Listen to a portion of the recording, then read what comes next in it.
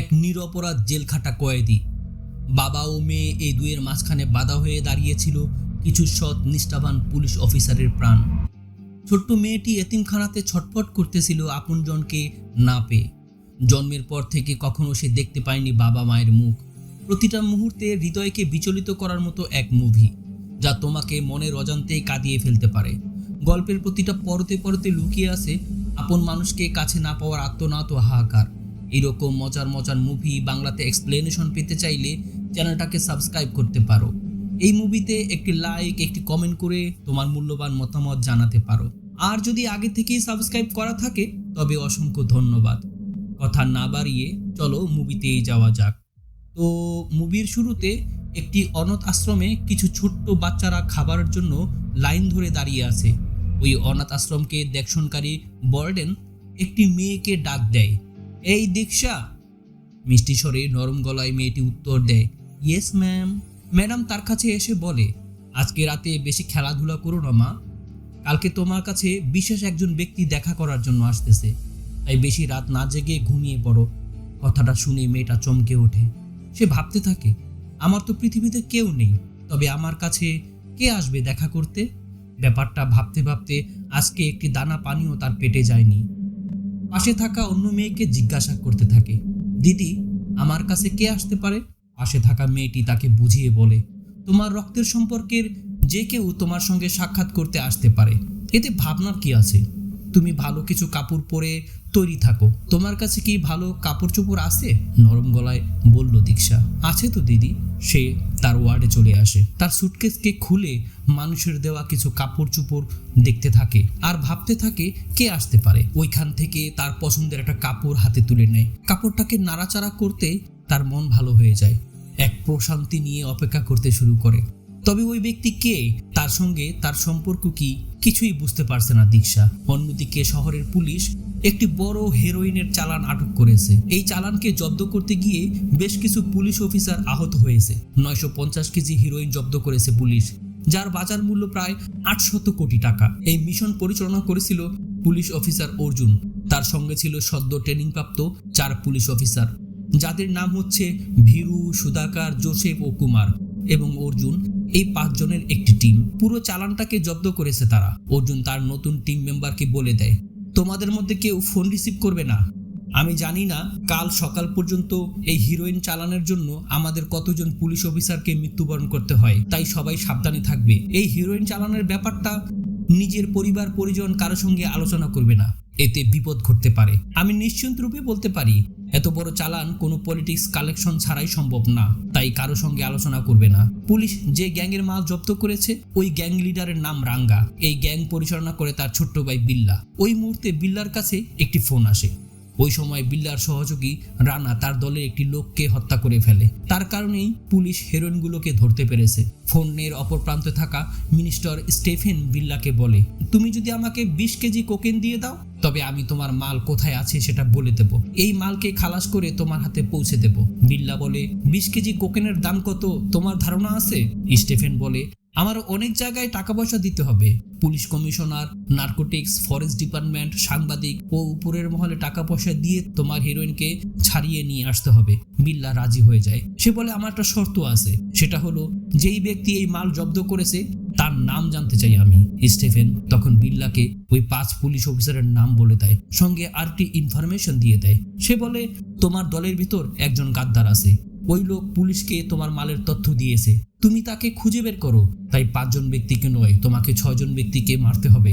গত 2 বছর যাবৎ পুলিশ অফিসার অর্জুনকে তোমার সম্পূর্ণ গতিবিধি ও তথ্য দিয়ে আসছে ওই লোক। বিল্লা বলে, কোনো মতে এই 5 অফিসার ও ওই গাদ্দারকে আগামীকালকের সূর্য উদয় হতে দেখতে দেব না আমি। স্টিফেন বিল্লার কাছ থেকে ফোনটা কেটে পুলিশ কমিশনার অফিসে ফোন করে। পাখারি নামের এক পুলিশ অফিসারের সঙ্গে ডিল করে। সে ওই পুলিশ অফিসারকে বলে, রাতারাতি যদি কোটিপতি হতে চাও তবে আমার কথা মতন কাজ করতে হবে তোমাকে। তুমি সারা জীবন যত টাকা ইনকাম করতে পারবে তার 10 গুণ আজকে রাত্রেই তোমার ইনকাম হয়ে যাবে। পাখারি রাজি হয়ে যায়। স্টিফেন পুলিশ অফিসার পাখারিকে বলে, যদি কোনো প্রকার সমস্যা ক্রিয়েট করো তবে তোমার সঙ্গে তোমার পুরো পরিবারকে শেষ করে দেওয়া হবে। পুলিশ অফিসার পাখারি আশ্বস্ত করে, এই ব্যাপারটা কেউ জানতে পারবে না। ঠিক ওই সময় আরেকটি ফোন কল আসে বিল্লার গ্যাংয়ে। এই লোকটির নাম হলো এজাজ।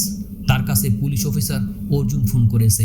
এজাজ তাকে বলে, স্যার, এভাবে সময় অসময় যদি আপনি আমাকে ফোন করেন আমি তো বিপদে পড়ে যাব। যে কাজ আমি করেছি এই কাজের অপরাধে বিল্লা অন্য একজন মানুষকে হত্যা করে ফেলেছে। আমার মন চাইছে এই মুহূর্তে আমি এই চাকরি ছেড়ে চলে যাই।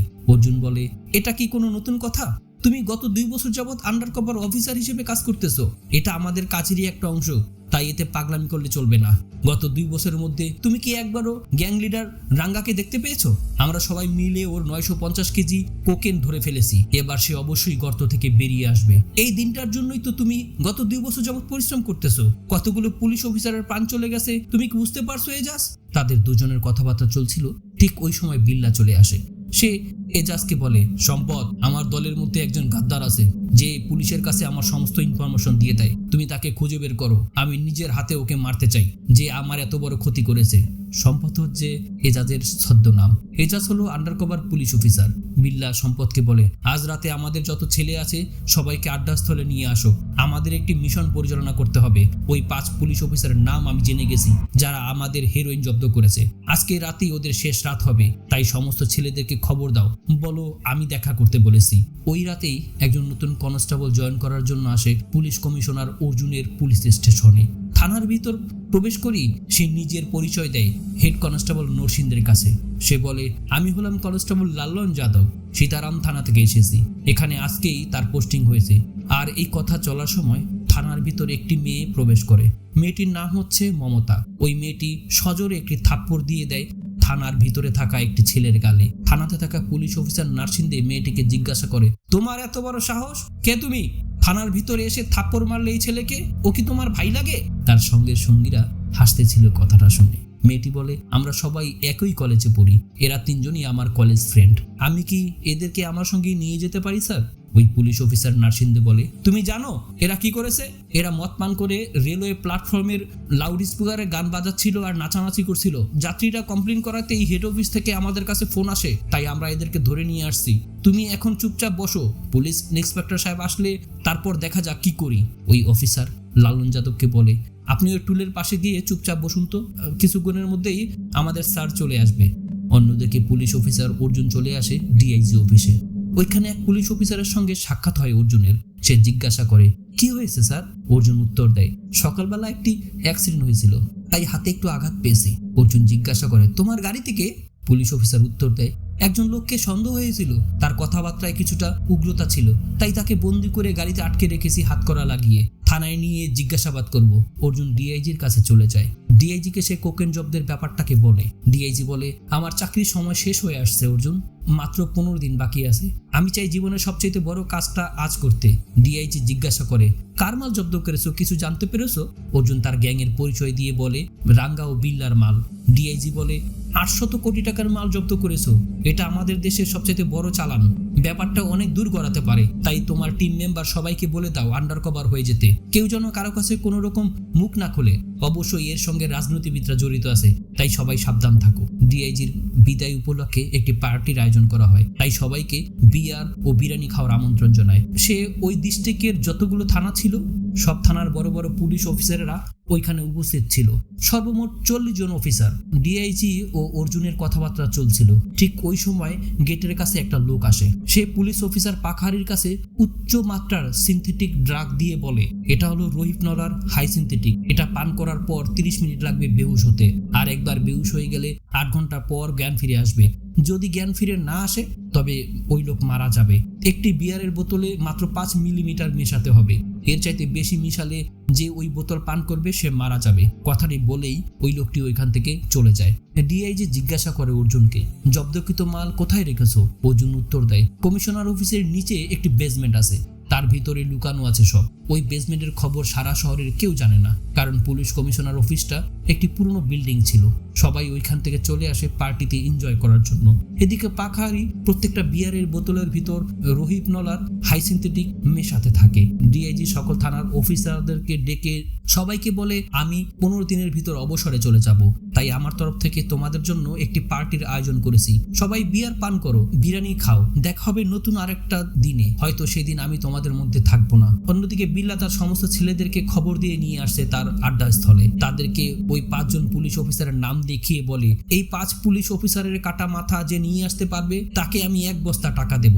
এটা আমার তরফ থেকে ওপেন চ্যালেঞ্জ। তোমরা এমন মৃত্যু দিবে এই 5 পুলিশ অফিসারকে যেন ভবিষ্যতে কোনো পুলিশ অফিসার আমার মালের দিকে নজর দিতে 1000বার চিন্তা করে। এখানে 1 বস্তা টাকা আছে, এটা অ্যাডভান্স রাখলাম। তোমরা প্রত্যেকটা দল আলাদা আলাদা ভাবে বেরিয়ে পড়ো। যেই দল মাথাটা কেটে নিয়ে আসতে পারবে ওই দলকেই টাকা দেওয়া হবে। সমস্ত দলগুলো তাদের গাড়ি নিয়ে বেরিয়ে পড়ে। অন্যদিকে ডিআইজি অফিসে অর্জুন ছাড়া সমস্ত পুলিশ অফিসার বিয়ার পান করেছিল। অর্জুনের হাত ভাঙার কারণে ট্রিটমেন্ট করিয়েছে। ডাক্তার তাকে বিয়ার পান করতে নিষেধ করেছিল। এইদিকে বিল্লার কাছে খবর চলে আসে তাদের হিরোইন কোথায় আছে, তার বড় ভাই কোথায় আছে সেই খবরটা এখনো পায়নি। তাই বিল্লা তার লোকজনকে নিয়ে বেরিয়ে পড়ে হিরোইন উদ্ধার করার উদ্দেশ্যে। ডিআইজি অফিসের সকল পুলিশ অফিসার একে একে বেহুশ হয়ে পড়তে থাকে বিয়ার পান করার কারণে। পুলিশ কমিশনার অর্জুনের কাছে খবর পাঠিয়ে দেয় এজাজ বিল্লা হিরোইনের সন্ধান পেয়ে গেছে। অর্জুন ব্যাপারটা শুনেই ঘাবড়ে যায়। দিকে খেয়াল করে দেখে হঠাৎ করে সবাই মাটিতে লুটিয়ে পড়ছে একে একে। সে কি করবে ভেবে উঠতে পারছিল না, কাকে রেখে কাকে বাঁচাবে। এদিকে ওদিকে ছোটাছুটি শুরু করে দেয়। শেষ পর্যন্ত ডিআইজি তাকে বলে, অর্জুন কোনোভাবেই জব্দকৃত হিরোইন ফেরত দেওয়া যাবে না। এখানে সমস্ত পুলিশ অফিসারের প্রাণ ঝুঁকিতে আছে, তাই তোমাকে দায়িত্ব নিয়ে সমস্ত অফিসারদের প্রাণ বাঁচাতে হবে। প্রাণ চলে গেলেও হিরোইন রাঙ্গার হাতে পৌঁছাতে দিও না। এই ব্যাপারটা কোনো সাংবাদিককে বুঝতে দিও না। যদি কোনো সাংবাদিক বুঝতে পারে তাহলে পুলিশ ডিপার্টমেন্টের উপর বিশ্বাস হারিয়ে ফেলবে। তাই সবকিছু তোমাকে সামাল দিতে হবে। এই কথা বলেই ডিআইজি বেহুশ হয়ে পড়ে। এক হাতে ইনজুরি নিয়ে পুলিশ কমিশনার অর্জুন দিশেহারা হয়ে পড়ে। সে, ক্যাটরিন হেল্পার, বাবুর্চি, এই 3 জন ছাড়া বাকি সবাই বেহুশ হয়ে পড়েছে। অর্জুন ক্যাটরিন হেল্পার, বাবুর্চিকে জিজ্ঞাসা করে, তোমাদের মধ্যে কি কেউ ট্রাক চালাতে পারে?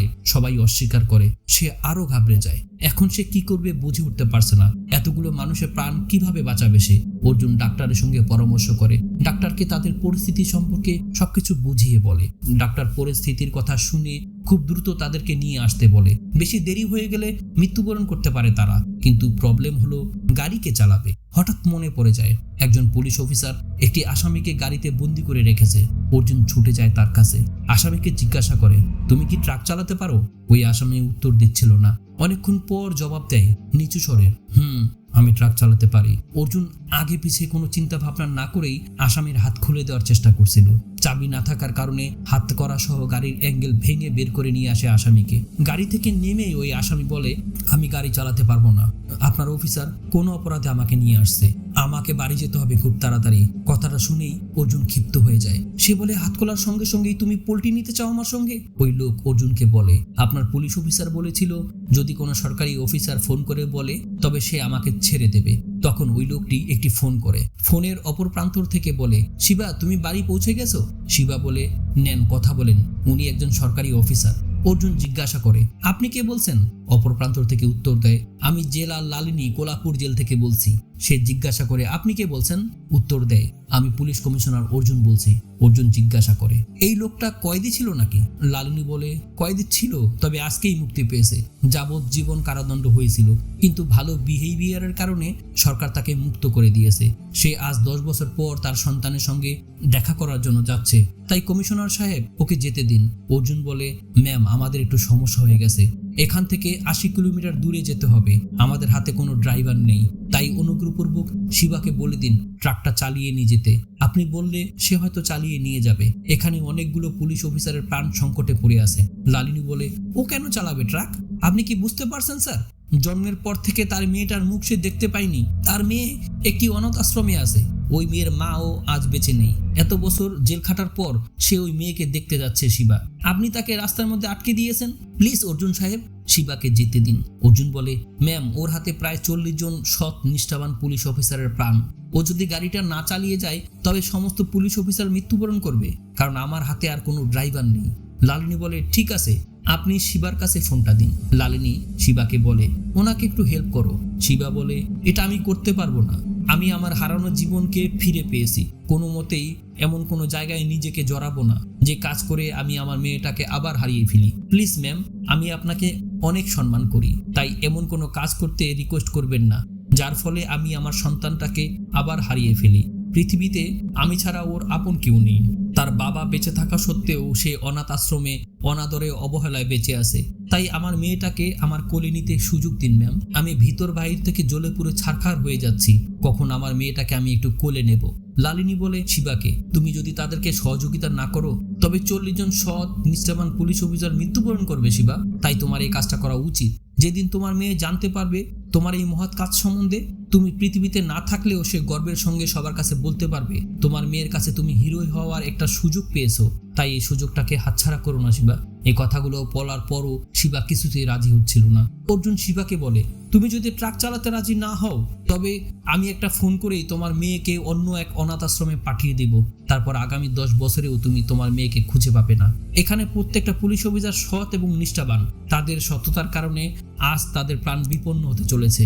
তোমার যেরকম মেয়ে আছে প্রত্যেকটা পুলিশ অফিসার ওই রকম স্ত্রী ছেলে মেয়ে আছে। তোমার পকেটে যে রিলিজ অর্ডার আছে সেটা ইচ্ছে করলেই আমি বাতিল করে দিতে পারি। এরপর তুমি কোনোদিনও আর ফেরত যেতে পারবে না তোমার মেয়ের কাছে। 40 জন পুলিশ অফিসারের প্রাণ বাঁচানোর জন্য আমি যদি এই কাজটা করি তবে সেটা আমার জন্য অপরাধ হবে না শিবা। কোনো উপায় না পেয়ে শিবা চোখ ছলছল করতেছিল পানিতে। অন্যদিকে শিবার মেয়ে দীক্ষা সময়ের প্রহর গুনতেছিল কখন ভোর হবে। সকাল 10টা বাজতে আর কত ঘন্টা সময় বাকি আছে হিসাব করতে থাকে শুয়ে শুয়ে অবুঝ মেয়েটি। সে খুব এক্সাইটেড ছিল। কাল সকাল 10টায় কে আসবে এই ভাবনাতে ঘুমাতে পারছে না ছোট্ট মেয়েটি। বিছানায় ছটফট ছটফট করতেছে। তার এই নড়াচড়ায় ঘুমিয়ে ডিস্টার্ব হচ্ছিল অন্য বাচ্চাদের। তার পাশেই একটা মেয়েকে জিজ্ঞাসা করে, দিদি সকাল 10টা বাজতে আর কত ঘন্টা সময় আছে? মেয়েটি বলে, তুমি যদি এত ডিস্টার্ব করো তাহলে বর্ডেন তোমাকে ওই লোকের সঙ্গে দেখা করতে দেবে না, চুপচাপ ঘুমাও। অবশেষে শিবা রাজি হয়ে যায় ট্রাক চালানোর জন্য। শিবা ছিল ক্ষুধার্ত ও তৃষ্ণার্ত। তাই অর্জুনকে বলে, ঠিক আছে আমার জন্য কিছু খাবারের ব্যবস্থা করুন, আমি ললিটাকে পরীক্ষা করে দেখি ঠিক আছে কিনা। ললিটাকে পরীক্ষা করে বলে, গাড়ির ব্রেক প্রবলেম আছে, গাড়িতে তেল অল্প আছে, 4টা চাকাই খুব দুর্বল। এই অবস্থাতে 40 জন লোক নিয়ে 80 কিলোমিটার রাস্তা পাড়ি দিতে পারবো কিনা জানি না, তবে আমি সর্বোচ্চ চেষ্টা করব। ললির হেল্পার বলে অর্জুনকে, স্যার ও ড্রাইভিং করতে পারে না, এই গাড়ির সবকিছু ঠিক আছে। অর্জুন বলে, তুমি কে? তুমি কি এই ললির হেল্পার? ছেলেটা উত্তর দেয়, হ্যাঁ। শিবা তৃষ্ণার্ত ছিল তাই পানি পান করার জন্য একটু সামনে এগিয়ে যায়। নজর পড়ে বিরিয়ানির ডেক্সির উপর। বিরিয়ানির সুগন্ধে ডেক্সির ডাকনা খুলে ডাকনার উপর 1 বালতি বিরিয়ানি নিয়ে নেয়। এমন ভাবে খাবার খাচ্ছিল মনে হচ্ছে বহু বছরের ক্ষুধার্ত। আজ ক্ষুধা মিটিয়েই এখান থেকে উঠবে। 1 বালতি বিরিয়ানি খেয়ে সাবার করে দেয় শিবা। অন্যদিকে হেল্পার ও ক্যাটারিং মালিক সবাই ধরাধরি করে 40 জন পুলিশ অফিসারকে ট্রাকের ভিতর ভরে ফেলে হাসপাতালে নিয়ে যাওয়ার জন্য। অর্জুন ডাক্তারের সঙ্গে যোগাযোগ করে। ডাক্তার বলে 5 ঘন্টার ভিতরে নিয়ে আসতে হবে, নচেত সবাই মৃত্যুবরণ করবে। লাইন কেটেই পুনরায় নিজের থানায় কল করে অর্জুন। ডিউটিরত অফিসারকে জিজ্ঞাসা করে, থানায় কে কে আছে? অফিসার বলে, আমি ও 3 জন কনস্টেবল আছি নাইট ডিউটি করার জন্য, বাকি সবাই চলে গেছে। ড্রাগ অ্যান্ড ড্যান্সিং এর জন্য কয়েকজন স্টুডেন্টকে থানায় আটকে রেখেছি। অর্জুন বলে, ঠিক আছে, অন্যান্য পুলিশ স্টেশনে ইনফর্ম করে দাও। ওইখানে যদি কোনো কনস্টেবল থেকে থাকে সবাইকে বলো কমিশনার অফিসে আসতে। আমি কিছুক্ষণ পরেই ওইখানে আসতেছি। ইনফর্ম করা শেষে পুলিশ স্টেশনের সমস্ত দরজা জানলা খুব শক্তভাবে বন্ধ করে দিবে। দরজা জানলা বন্ধ করার কথা শুনেই ওই পুলিশ অফিসার ঘাবড়ে যায়। ওই পুলিশ অফিসার অন্য থানায় যোগাযোগ করে জানতে পারে কোনো থানাতেই কনস্টেবল নেই, অনেক রাত হয়ে গেছে তাই সবাই চলে গেছে। শিবা খাবার শেষ করে অর্জুনের কাছে চলে আসে। অর্জুন লাইভ লোকেশন দেখিয়ে দেয় তাকে কোথায় যেতে হবে। অর্জুন সিদ্ধান্ত নেয় মেইন রোড বাদ দিয়ে জঙ্গলের সাইড রাস্তা দিয়ে হাসপাতালে যাবে সমস্ত পুলিশ অফিসারকে নিয়ে। শিবা বলে, আমাদের সঙ্গে একজন এই জায়গার লোকাল লোক প্রয়োজন যে জঙ্গলের ভিতর দিয়ে রাস্তা চিনে। ওইখানে উপস্থিত লোকদেরকে জিজ্ঞাসা করে, তোমাদের মধ্যে এখানে কি কেউ লোকাল লোক আছে? হেল্পার বলে, স্যার আমি সমস্ত রাস্তা চিনি, আমি এই জায়গারই লোকাল লোক। শিবা অর্জুনকে বলে, আমাদের সঙ্গে ওকে নিয়ে চলেন। হেল্পার বলে, এই রাস্তা দিয়ে যাওয়ার সময় একটা চেকপোস্ট আছে, তারা ছেড়ে দিলেই কোনো সমস্যা হবে না, আমরা এই রাস্তা দিয়ে চলে যেতে পারবো। তাদের যাত্রা শুরু করে হাসপাতালের দিকে। অন্যদিকে কমিশনার অফিসের 4 পুলিশ অফিসার পরামর্শ করতে থাকে, আজ নিশ্চয়ই কোনো ভয়ঙ্কর বিপদ আসতে চলেছে, যার কারণে কমিশনার সাহেব আমাদেরকে সমস্ত দরজা জানলা বন্ধ করে রাখতে বলেছে। তারা পরামর্শ করতে থাকে, কিছুদিন পরেই আমরা রিটায়ার্ড হয়ে যাব। এই সময় এত বড় বিপদ আমরা কিভাবে মোকাবেলা করব? আমাদের প্রাণ যদি চলে যায় তবে আমাদের পরিবারের কি হবে? তারা ওইখান থেকে একে একে কোনো কিছু না বলেই থানাটাকে এভাবে রেখে চলে যায়। 4 জন স্টুডেন্ট ও নতুন একজন কনস্টেবল লালন যাদব ছাড়া সবাই পুলিশ স্টেশন থেকে চলে যায়। লালন যাদব বেঞ্চের উপর বসে ঘুমাচ্ছিল। ঘুটঘুটে অন্ধকারের বুক চিরে জঙ্গলের ছোট্ট রাস্তা দিয়ে 40 জন অচেতন পুলিশ অফিসারকে নিয়ে এগিয়ে যাচ্ছে হসপিটালের দিকে। পুলিশ কমিশনার অর্জুন, শিবা ও হেল্পার। ওই ট্রাকের ভিতরে পুলিশ অফিসার পাখাহারি ছিল। সে অজ্ঞান হওয়ার ভান করে পড়েছিল, তাই তাকে উঠিয়ে নিয়ে আসে ট্রাকে। হঠাৎ পাখাহারির কাছে ফোন আসে। অপর প্রান্তর থাকা মিস্টার স্টিফেন তাকে জিজ্ঞাসা করে, তোমরা কোথায় আছো এখন? পাখাহারি বলে, একজন অপরিচিত লোক আমাদেরকে ট্রাকের ভিতর ভরে কোথায় যেন নিয়ে যাচ্ছে। স্টিফেন বলে, তবে তুমি কিছু করো না কেন? পাখাহারি বলে, স্যার আমি কিছু করতে পারবো না। অর্জুন গাড়িতেই আছে, সে বিয়ার পান করেনি, তাই সে সুস্থ আছে। স্টিফেন বলে, ঠিক আছে, তুমি অপেক্ষা করো, আমি 5 মিনিট পরে তোমাকে আবার ফোন করতেছি। অর্জুন পুনরায় থানাতে ফোন করে। থানার পরিবেশ থমথম হয়ে আছে। একটার পর একটা ফোন করছে, কেউ ফোন রিসিভ করতেছে না। ছাত্রদের মধ্যে অজয় উঠে আসে ফোনটা রিসিভ করার জন্য। পিছন থেকে ডাক দেয় লালন যাদব। সে বলে, এই ছেলে, তুমি কোথায় যাচ্ছ? লালন যাদব চারপাশে ঘুরে দেখে কোনো কনস্টেবল থানার ভিতরে নেই। সে ওই স্টুডেন্টকে জিজ্ঞাসা করে, তোমরা এখানে কেন? স্টুডেন্ট বলে, টেন্স এন্ড ড্রিঙ্কিং এর জন্য তাদেরকে থানাতে নিয়ে আসছে। তারা সবাই পুলিশ কমিশনার অর্জুনের জন্য অপেক্ষা করতেছে। আমাদের driving licence, college ID card ও পাস ব্যাগ সব নিয়ে গেছে পুলিশ অফিসার নার্সিন্দে। কিছুক্ষণের ভিতরে আবার ফোন করে পুলিশ কমিশনার অর্জুন। লালন যাদব ফোনটাকে রিসিভ করে। কমিশনার বলে, তুমি কে? থানার অন্য লোক কোথায়? সে বলে, স্যার আমি কনস্টেবল লালন যাদব। আমি আজকে এই সীতারাম থানা থেকে এখানে ট্রান্সফার হয়ে এসেছি। আমি ও 4 জন ছেলে মেয়ে ছাড়া থানার ভিতর কোনো কনস্টেবল নেই। জানি না বাকি সবাই কোথায় চলে গেছে। স্যার আমি এখনো ডিউটিতে জয়েন করিনি। অর্জুন জিজ্ঞাসা করে, তোমার বর্তমান বয়স কত? লালন যাদব বলে, নেক্সট মাসে 55 বছর হয়ে যাবে স্যার। অর্জুন বলে, তোমাকে এই মুহূর্তে আমি ডিউটিতে জয়েন করিয়ে নিচ্ছি। ডিউটির পোশাক পরে নাও। তুমি এখানে আসবে সেটা আমি আগেই জানতাম। এই মুহূর্তে সিচুয়েশন কিছুটা ক্রিটিক্যাল আছে। আমি কিছুক্ষণের মধ্যেই ওইখানে পৌঁছাবো। তোমাকে কমিশনার ব্রাঞ্চে জয়েন করিয়ে দিচ্ছি। তুমি থানার সমস্ত দরজা গেট বন্ধ করে দাও।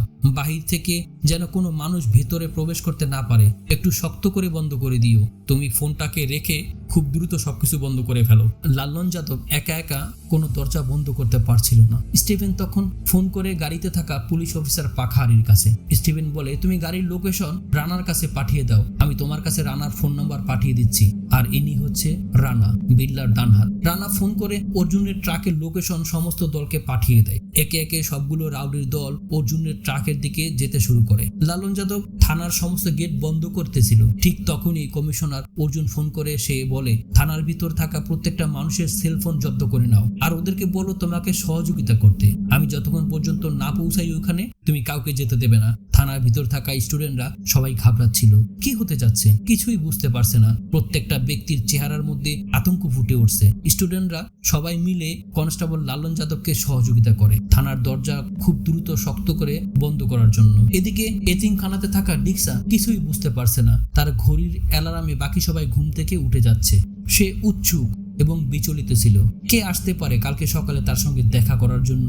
তার কিউরিওসিটা এতটাই ছিল, মনে হচ্ছে আজ বোধহয় পৃথিবীতে সূর্য উঠতে অনেক দেরি করতেছে। তার পাশে থাকা মেয়েটা পরামর্শ দেয় ডিক্সাকে, কালকে কে আসবে তোমাকে দেখতে, তুমি কি জানতে চাও? তাহলে সিকিউরিটির কাছে চলে যাও। তার রেজিস্ট্রি খাতাতে ওই ব্যক্তির ফোন নাম্বার আছে। ফোন করে জেনে নাও কে ওই ব্যক্তি, তোমার সঙ্গে তার কি সম্পর্ক। এদিকে ট্রাকের হেল্পারের ফোন বন্ধ হয়ে গেছে। তাই সে জিজ্ঞাসা করে শিবাকে, তোমার কাছে কি মোবাইল ফোন আছে? সে নিজেই নিজেকে বলে, তোমার কাছে ফোন আসবে কি করে? তুমি তো আজ 10 বছর পর জেল থেকে মুক্তি পেয়েছো। তখন শিবা তার পকেটে থাকা একটি সেল ফোন বের করে দেয় ওই হেল্পারকে। শিবা বলে হেল্পারকে, তোমার কি মনে হয় জেলখানা কি মঙ্গল গ্রহে? মানুষের মধ্যে আর আমাদের মধ্যে শুধুমাত্র একটা দেয়ালের তফাৎ ছিল। ওই মুহূর্তে অর্জুনের কাছে একটি ফোন আসে থানা থেকে। কনস্টেবল লালন যাদব বলে, স্যার আমরা শক্তভাবে থানার সমস্ত দরজা জানলা বন্ধ করতে সক্ষম হয়েছি। কেউ চাইলেই খুব সহজে এখানে প্রবেশ করতে পারবে না। অর্জুন বলে, থানার ভিতর সমস্ত ইলেকট্রিসিটির লাইট বন্ধ করে দাও। বাইরে থেকে দেখে যেন মনে হয় থানার ভিতরে কেউ নেই। লালন যাদব বলে, ঠিক আছে স্যার। অর্জুন বলে, আমি রাস্তাতেই আসছি, চলে আসবো খুব তাড়াতাড়ি। জঙ্গলের ভিতর আঁকাবাঁকা রাস্তা দিয়ে ললে চালিয়ে যাচ্ছে। এদিকে গাড়ির ডিজেল শেষ হতে কিছুটা সময় বাকি আছে। ঠিক ওই সময় একটি ফোন কল বেজে ওঠে শিবার মোবাইলে। হেল্পার বলে, ভাই তোমার ফোনে একটা কল আসছে, রিসিভ করো। শিবা বলে, দুনিয়াতে এমন কেউ নেই যে আমাকে কল করবে। গত 10 বছরে আমার কাছে একটি ফোনও আসেনি। ফোনের ইনকামিং লিস্ট চেক করে দেখো তুমি। দীক্ষা সিকিউরিটির কাছ থেকে ফোন নাম্বার নিয়ে কল করছে তার বাবাকে। তার ফোন রিসিভ করছিল না। পরপর 2 বার কল দিয়েছে। ছোট্ট মেয়েটি নিরাশ হয়ে গেছে। তার ভিতরটা ভেঙে চুরমার হয়ে যাচ্ছে। কেউ তার ফোন রিসিভ করছে না। সে সিকিউরিটিকে রিকোয়েস্ট করে, আমি কি আরেকটা কল করতে পারি? সিকিউরিটি বলে, ঠিক আছে করো। তৃতীয়বার যখন কল ঢুকেছে তার মোবাইলে, ফোনটা রিসিভ করে শিবা। অপর প্রান্ত থেকে নরম গলায় বলে, হ্যালো, আমি দীক্ষা, আপনি আমার সঙ্গে কাল দেখা করতে আসবেন? মাত্র কয়েক সেকেন্ডের ব্যবধানেই গাড়ির উপর জঙ্গলের মধ্যে হামলা চালিয়ে দেয় বিল্ডার বাহিনী। শিবা কিছুটা সময় স্তব্ধ হয়েছিল, বুঝতে পারছিল না সে কি উত্তর দেবে। এত বছর পর মেয়ের কণ্ঠ শুনতে পেয়েছে, তাই কখন কি হয়ে যাচ্ছে কিছুই বুঝতে পারছে না। দীক্ষা হ্যালো হ্যালো বলতেছে। ফোনটা শিবার হাত থেকে পড়ে যায়। এতগুলো মানুষের প্রাণ বাঁচাবে নাকি নিজের প্রাণপ্রিয় মেয়েটার সঙ্গে কথা বলবে, উভয় সংকটের মধ্যে পড়ে দিক হারিয়ে ফেলেছে শিবা। গাড়িটাকে ওইখান থেকে দ্রুত অন্যত্রে নিয়ে আসে। অপর প্রান্ত থেকে কোনো শব্দ না পেয়ে দীক্ষা ফোনটাকে কেটে দেয়। গাড়িটাকে নিয়ে আসে একটি পেট্রোল পাম্পে তেল ভরার জন্য। তখন শিবা ওই ফোন নম্বরে পুনরায় কল করে। ফোনটা রিসিভ করে অনাথ আশ্রমের সিকিউরিটি গার্ড। শিবা ওই সিকিউরিটি গার্ডকে বলে, কিছুক্ষণ আগে একটি মেয়ে আপনার এই নাম্বার থেকে আমাকে কল দিয়েছে, দয়া করে আপনি মেয়েটাকে একটু ডেকে দেন, আমি আপনাকে কিছু টাকা দিয়ে দেব। সিকিউরিটি বলে, তোমার মেয়ের সঙ্গে কথা বলার জন্য তুমি আমাকে ঘুষ দিতে চাও? মৃত্যুর পরে এই টাকার জন্য আমাকে নরকে যেতে হবে, এটা আমি করতে পারবো না। তাছাড়া এটা কোনো সরকারি স্কুল না, এটা একটি অনাথ আশ্রম। একটি ঘরের ভিতর 200 জন মেয়ে একত্রে ঘুমায়। তারা সবাই মাটিতে শুয়ে থাকে। সারা রাত পোকামাকড় মশার আক্রমণ করে তাদের উপর। বহু কষ্টের পর একটু চোখে নিদ্রা নিয়ে আসতে পারে। তুমি বলো, এত কষ্টের মধ্যে কি তাকে ঘুম থেকে জাগানো উচিত হবে? শিবা বলে, দয়া করে আপনি যদি ওর একটা ছবি আমার মোবাইলে পাঠিয়ে দিতেন হোয়াটসঅ্যাপে। সিকিউরিটি বলে, আমি অনেকদিন আগে ওর একটা ছবি বোর্ডের মধ্যে দেখেছিলাম, তুমি অপেক্ষা করো, আমি তোমার কাছে হোয়াটসঅ্যাপে ওই ছবিটা পাঠিয়ে দিচ্ছি। শিবা কাঁদো কাঁদো গলায় বলছে। মেয়েটার গলার শব্দ প্রথম শোনার পর আমার মস্তিষ্ক কোনো কাজ করতেছিল না। কিছু বলার আগেই লাইনটা কেটে দিয়েছে। শিবা ফোন কলটা কেটে দিয়ে পুলিশ কমিশনার অর্জুনের কাছে আসে। সে বলে, আমি আপনার সঙ্গে আর সামনে যেতে পারবো না। আপনার সঙ্গে কথা হয়েছিল, আপনাকে আপনার গন্তব্যে পৌঁছে দিয়ে আমি চলে যেতে পারবো। এমন এক পরিস্থিতি ক্রিয়েট করেছেন আপনি, একটুর জন্য প্রাণে বেঁচে গেছি আমি। এই পৃথিবীতে আমার মেয়ের আমি ছাড়া কেউ নেই। যদি আমার একটা কিছু হয়ে যায় তাহলে আমার মেয়েকে কে দেখে রাখবে? অর্জুন বলে, তুমি বুঝতে পারছো না শিবা, এখানে যতজন পুলিশ অফিসার আছে এরা সবাই সৎনিষ্ঠাবান, তাই এদের মারার জন্য অনেক প্ল্যান করতেছে। ধোকা দিয়ে বিয়ারের সঙ্গে নেশা জাতীয় দ্রব্য মিশিয়ে দিয়েছে এদেরকে। এরা বর্তমানে মৃত্যুর সঙ্গে পাঞ্জা লড়ছে। তোমার কি মনে হয় না আজ এদের কিছু হয়ে গেলে তাদের স্ত্রী সন্তান সবাই এতিম হয়ে যাবে? তুমি শুধু তোমার একটা মেয়ের কথা ভাবলে এই 40 জন পুলিশ অফিসারের কমপক্ষে 80 জন সন্তান আছে। ওই সন্তানগুলো তো এতিম হয়ে যাবে। যে কোকেনের কারণে এতগুলো পুলিশ অফিসারকে মারতে চায় ওরা, ওই কোকেন যদি সন্ত্রাসীদের হাতে পড়ে যায় তবে তোমার বাচ্চার ভবিষ্যৎ একেবারে ধ্বংস হয়ে যাবে শিবা। তাই তোমার বাচ্চার আগামী ভবিষ্যৎ নিশ্চিন্ত করার জন্য এই পুলিশ অফিসারদেরকে তোমার বাঁচানো অত্যন্ত জরুরি। ট্রাকে তেল পরিপূর্ণ করার পর সবাই গাড়িতে উঠে বসে পড়ে হাসপাতালের উদ্দেশ্যে। এদিকে থানার কাছে চলে আসছে বিল্লা ও তার বাহিনী। বাইরে দেখতে পায় চারপাশে অন্ধকার, মনে হচ্ছে থানার ভিতরে কেউ নেই। শিবা গাড়ি নিয়ে চলে আসে একটি চেকপোস্টের কাছে। তখনই ওই সিকিউরিটি ফোন করে বলে, তোমার মেয়ের ছবি পাঠিয়ে দিয়েছি হোয়াটসঅ্যাপে, দেখে নিও। পাখারি ফোন করে রানাকে জানিয়ে দেয় তাদের অবস্থান। ব্যাপারটা এমন একটা পরিস্থিতি হয়ে দাঁড়িয়েছে, সবকিছু মিলিয়ে একটা থমথমে পরিবেশ। একদিকে থানা আক্রমণ করতেছে, ভিতরে আটকে আছে কিছু স্টুডেন্ট, আর একদিকে এতিম মেয়েটা অপেক্ষা করতেছে, তার বাবার চেষ্টা করেও কথা বলতে পারছে না। অপরদিকে পাখারি ফোন করে শত্রুদেরকে তাদের বর্তমান অবস্থান জানিয়ে দিচ্ছে। আর একদিকে 40 জন পুলিশ অফিসার মৃত্যুর সঙ্গে পাঞ্জা লড়ছে। একজন বাবা তার কন্যার সঙ্গে সাক্ষাৎ করতে পারতেছে না গত 10 বছর যাবত। এদিকে ইন্টারনেটের কারণে সিকিউরিটির দেওয়া ছবিটা ওপেন করতে পারছে না শিবা। সবকিছু মিলিয়ে একটা থমথমে পরিবেশ সৃষ্টি হয়ে গেছে। চরম পর্যায়ে উঠে গেছে মুভির টুইস্ট। হঠাৎ মৃত্যুর ফাঁদে পড়ে যায় শিবা ও তার গাড়ি। সামনে পিছনে শত্রু, ডানে আর বামে জঙ্গল। কোথায় যাবে কিছু বুঝে উঠতে পারছে না। শত্রু দুই দল তর্ক বিতর্ক করতে থাকে। ওই 5 জন পুলিশ অফিসারের কাটা মাথা কোন দল নিয়ে যাবে এই নিয়ে। এই কথাগুলো শুনে শিবা হতভম্ব হয়ে পড়ে। অর্জুন বলে, শিবা তুমি একটা কাজ করো, লরিটা এদের উপর দিয়ে উঠিয়ে দাও। শিবা বলে, এটা আমি করতে পারবো না, আমি আবার জেলে যেতে চাই না। অর্জুন বলে, আমি ব্যাপারটা সামাল দিব শিবা। শিবা বলে, আমার একটা ডিল আছে আপনার সঙ্গে। অর্জুন বলে, কি সেই ডিল? আমি এখন থেকে শুরু করে আপনার পুলিশ অফিসারদেরকে হাসপাতালে পাঠানো এবং থানার মধ্যে যে প্রবলেম চলছে সবকিছু সমাধান করব। এই সময়ের মধ্যে যদি আমি মৃত্যুবরণ করি তবে আপনি আমার মেয়েকে থাকার জন্য একটা ঘর, ঘুমানোর জন্য একটা মশারি, সিলিং ফ্যান, একটা স্কুলে পড়ার সুযোগ করে দিবেন এবং 3 বেলা খাবারের ব্যবস্থা করে দিবেন। যদি আপনি আমাকে কথা দেন তবে আমি আমার প্রাণের বিনিময়ে হলেও এই পুলিশ অফিসার ও আপনাকে এই বিপদ থেকে মুক্ত করে নিয়ে যাব। আমি যদি বেঁচে থাকি তো ঠিক আছে, আর যদি মৃত্যুবরণ করি তো এগুলো আপনি পূর্ণ করে দেবেন আমার মেয়েকে। অর্জুন তার মেয়ের ছবিকে ছুঁয়ে কসম করে বলে, ঠিক আছে শিবা, আমি তোমার ইচ্ছাগুলো পূর্ণ করব, তুমি যা চাইছো। এই কথা শেষ করেই শিবা গাড়ি থেকে নেমে পড়ে। দুই পক্ষের মধ্যে তুমুল লড়াই বেঁধে যায়, একে একে চরম ধোলাই দেয় সবাইকে। সর্বশেষে শিবা চলে আসে একটি নিরাপদ স্থানে গাড়ি নিয়ে। সিকিউরিটি গার্ড তার মেয়ের ছবি পাঠিয়েছিল, সেটা ইন্টারনেটের কারণে ওপেন হচ্ছে না। ইন্টারনেট পাওয়ার জন্য চেষ্টা করছে। থানার বাইরে অপেক্ষা করতেছে বিল্লা ও তার বাহিনী। থানার ভিতরে থাকা লালন যত ফোন করে অর্জুনের কাছে। সে বলে, স্যার, কমপক্ষে 30 থেকে 40 জন সন্ত্রাসীরা বাইরে অপেক্ষা করতেছে আমাদেরকে মারার জন্য। আমি এখন কি করব?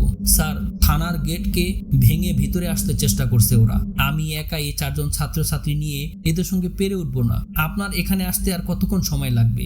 বিল্লা ও তার বাহিনী চিৎকার করে বলতে থাকে, থানার দরজা খুলে দাও, নয়তো আমি ভিতরে ঢুকলে তোমাদের সবাইকে মেরে ফেলবো। আমি আমার কোকেনকে নিয়ে এখান থেকে চলে যাব। কথাগুলো শুনে লালন যাদব ভয়ে কাঁপতে থাকে। স্টুডেন্টরাও ভয়ে উল্টোপাল্টা কথা বলতে থাকে নিজেদের মধ্যে। অর্জুন এতটাই ঘাবড়ে গেছে, সে ঘামতে শুরু করে। একদিকে থানার ভিতরে আক্রমণ, অন্যদিকে নিজের গাড়ির উপর আক্রমণ। এর উপরে আবার গাড়ি যেখানেই যায় শত্রুপক্ষ তাদের অবস্থান খুঁজে পায়। কোনো উপায় না দেখে অর্জুন থানার ভিতরে থাকা কয়েদিদের সঙ্গে কথা বলে তাদেরকে আশ্বস্ত করে, তোমার লোকদেরকে বলো আমার লোকদেরকে কোনো ক্ষতি না করতে, বিনিময়ে আমি তোমাদেরকে ছেড়ে দেব। বিল্লার লোক শঙ্কর বিল্লার কাছে ফোন করে। সে অর্জুনের কথাটা বিল্লার কাছে বলে। বিল্লা শঙ্করকে জিজ্ঞাসা করে, তোর সঙ্গে বড় ভাই ছিল, সে কি সেফ আছে? শঙ্কর বলে, হ্যাঁ। বিল্লা বলে শঙ্করকে, আমরা থানার ভিতরে আক্রমণ করব না, অর্জুনকে বল ভাইকে ছেড়ে দিতে। আসলে মূল ব্যাপারটা হলো অর্জুন কখন যে ওই দলের লিডার রাঙ্গাকে বন্দি করে ফেলেছে সেটা সে নিজেও জানে না। আজ পর্যন্ত রাঙ্গাকে কেউ দেখতে পায়নি, তাই অর্জুন ব্যাপারটা বুঝতে পারেনি আসলে রাঙ্গাকে সে বন্দি করে ফেলেছে। কথা বলা শেষে পুনরায় সে কল করে লালন যাদবের কাছে। অর্জুন বলে দেয়, তোমরা দরজা খুলবে না, কারণ ওদের মধ্যে রাঙ্গা আছে, আমি বুঝতে পেরেছি, ও বের হলে তোমাদেরকে মেরে ফেলবে। লালন যাদবকে রাঙ্গা ও তার বাহিনী থানার লকার থেকে জামা কাপড় টেনে ধরে চাবি নেওয়ার জন্য খুব ধস্তাধস্তি করে তার সঙ্গে। অন্যদিকে শিবা মেয়ের ছবিটা না দেখতে পেয়ে নয়ন জলে ভেসে যায় কাঁদতে কাঁদতে। আসলে তোমাদেরকে বোঝাতে পারবো না, একদিকে ইমোশন থাকে তো অন্যদিকে অ্যাকশন।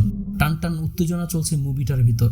লালন যাদব নিজেকে তার কাছ থেকে ছাড়িয়ে নেয়। ছাত্রদেরকে বলে, দরজা বন্ধ করে দাও বাঁচতে চাইলে, এরা ভিতরে ঢুকতে পারলে তোমাদেরকে মেরে ফেলবে। 2 ছাত্র ছুটে গিয়ে দরজাটাকে বন্ধ করে দেয়। অবশেষে শিবা তার মেয়ের ছবিটাকে দেখতে পায়। পুলিশের ড্রেস পরে আছে তার মেয়ে। এই দৃশ্য দেখে চোখ ছলছল হয়ে যায় পানিতে। সে অর্জুনকে বলে, স্যার, আমি শুধু ওর সঙ্গে বেঁচে থাকতে চাই, কোনো লড়াই ঝগড়ার মধ্যে ফাঁসতে চাই না। তখন অর্জুন বলে শিবাকে, তুমি তাড়াতাড়ি গাড়ি স্টার্ট করো, আমরা যত দ্রুত ওইখানে পৌঁছতে পারবো তত দ্রুতই তোমার মেয়ের সঙ্গে সাক্ষাৎ করতে পারবো। শিবার শরীরে 3 গুণ শক্তি বৃদ্ধি পেয়ে যায় তার মেয়েরকে দেখার জন্য। হেল্পার বলে, আমরা প্রায় 3 ভাগের 2 ভাগ রাস্তা পার করে ফেলেছি, এই পাহাড়ের পিছনেই হসপিটাল। দীক্ষা না ঘুমিয়ে চুপচাপ বসে আছে, ভোর হওয়ার অপেক্ষায় করতেছে। তার নসিব এতটাই খারাপ, তার জীবনে ভোর হতে চাইছে না। এই কথাগুলো নিজে নিজেই বলছে। এদিকে থানার ভিতর প্রাণ বাঁচা মারার লড়াই চলছে। ঘুটঘুটে অন্ধকারের মধ্যে 4 জন ছাত্রছাত্রী ও একজন কনস্টেবল, এরা সবাই ভোরের অপেক্ষা করতেছে। বলছে আজকে রাত কি ভোর হবে না? এদিকে ডাক্তার অপেক্ষা করতেছে, এতগুলো মানুষের প্রাণ বাঁচাবে, সেও অনেক টেনশনে আছে। অর্জুন খুব বিপদে আছে, চারপাশ থেকে বিপদ ঘিরে ধরেছে। সে থানার ভিতরে লোকদেরকে বাঁচাবে, নাকি নিজের প্রাণ বাঁচাবে, নাকি অসহায় বাবাকে তার সন্তানের কাছে পাঠিয়ে দেবে, নাকি দেশের জনগণের ভবিষ্যৎ ঠিক করার জন্য হেরোইন রেখে দেবে, নাকি 40 জন সৎ নিষ্ঠাবান পুলিশ অফিসারের প্রাণ বাঁচাবে। চতুর্দিকে ঘিরে রেখেছে বিপদ। শত্রুপক্ষ গাড়ির গতিবিধি বুঝতে পেরেছে এবং চিনে ফেলেছে। তাই শিবা চালাকি করে সমস্ত পুলিশ অফিসারকে একটি স্কুল বাসের ভিতর ঢুকিয়ে হাসপাতালে পাঠিয়ে দেয়। হেল্পার শিবাকে বলে, তুমি তোমার মেয়ের কাছে চলে যাও, এখানে অনেক মানুষ মৃত্যুবরণ করতে পারে, তুমি একবার ভাবো তো, তোমার মেয়ে আজ পর্যন্ত তোমাকে দেখতে পায়নি, তোমার যদি একটা কিছু হয়ে যায় তো সে এতিমের মতো বেঁচে থাকবে। অর্জুন খুব আহত হয়ে গিয়েছিল। শিবা বলে, আমি সারা জীবন খারাপ মানুষের সঙ্গে জেলে থেকেছি, আমি ভালো মানুষ চিনতে পারি, অর্জুন স্যার একজন ভালো মানুষ, তাই এই পরিস্থিতিতে তাকে ফেলে আমি এখান থেকে চলে যেতে পারি না। যা হবে সেটা সৃষ্টিকর্তাই দেখবে। জেলখানাতে কাজ করে একজোড়া স্বর্ণের কানের দুল তৈরি করেছিল তার মেয়ের জন্য শিবা। ওই দুল দুটা হেল্পারের হাতে বুঝিয়ে দেয়, তাকে বলে তুমি আমার একটা কাজ করে দেবে ভাই, আমার যদি কিছু হয়ে যায় তবে এই কানের দুলগুলো আমার মেয়েকে দিয়ে দিও। বলবে তোমার বাবা এটা তোমার জন্য তৈরি করেছিল, সে আজ পৃথিবীতে বেঁচে নেই, তাই তোমাকে দিয়ে দিলাম, তার দিকে একটু খেয়াল রাখবে। তাছাড়া অর্জুন স্যার বলছে সেও সমস্ত কিছু দেখবে। অন্যদিকে বিল্লা থানার ভিতরে ঢুকে পড়ে। সে সামনে যাকে পাচ্ছে তাকেই মারছে। একসময় সবাই মিলে বিল্লার হাত পা বেঁধে ফেলে। স্কুল বাস থেকে পাখারি ফোন করে মিনিস্টার স্টেফেনের কাছে। সে বলে, স্যার আমাদেরকে স্কুল বাসে উঠিয়ে হাসপাতালে নিয়ে যাওয়া হচ্ছে। হাসপাতালে যাওয়ার পর আমি ফোন করে জানিয়ে দেব রানার কাছে। স্টিফেন বলে, তুমি গাড়ি থেকে নেমে যাও, তোমাকে অর্জুনকে খুন করতে হবে। অর্জুন যদি বেঁচে যায় তবে আমরা সবাই বিপদে পড়ব, আর অন্য পুলিশ অফিসার ব্যাপারটা রানাই দেখে নেবে। পাখারি গাড়ি থেকে নেমে পড়ে। অর্জুনকে বলে, স্যার আমি আপনাদের সঙ্গে যাব। অর্জুন তাকে তাদের সঙ্গে নিয়ে নেয়। তখনই থানার ভিতর স্টুডেন্ট মনোজকে তার প্রেমিকা মমতা শুধু মুখ দিয়ে বলেছিল, আমি তোমাকে ভালোবাসি, আমি তোমাকে থাপ্পড় মেরেছিলাম, আমাকে ক্ষমা করে দিও। কথাটা শেষ করার সঙ্গে সঙ্গেই মনোজকে হত্যা করে ফেলে। অত্যাধিক ক্ষিপ্ত হয়ে যায় কনস্টেবল লালন যাদব। মনোজকে হত্যা করেছে এই কারণে বিল্লাকে হত্যা করে ফেলে লালন যাদব।